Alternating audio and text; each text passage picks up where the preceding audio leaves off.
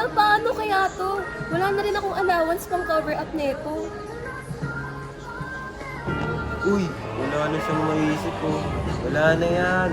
Kung ako sa'yo, mag-online sugal ka na lang. Malaking bigayan ko yan. Sugal?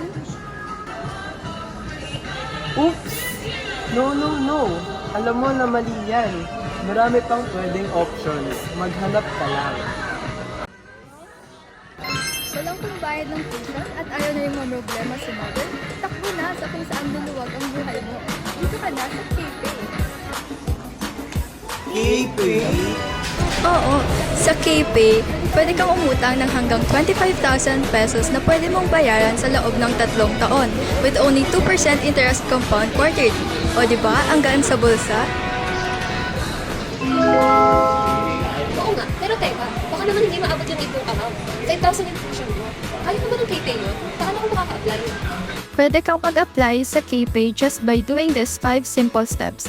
First, download KPay app in Play Store or Apple Store. Second, create an account. Third, select your loan and sign up. Fourth, present one valid ID and wait for 3 minutes. Ayan, makakapag-loan ka na. So kapag nag-loan ako ng 5,000 at may 2% interest compound quarterly, mabayaran ko sa isang taon, edi 100.75 pesos lang ang interest ko. Yes! Kasi i-wallet ko na agad. Mababayaran ko na tuition ko. Salamat, KPay. Ano pang hinihintay nyo? Kung kailangan nyo ng extra cash, KPay na.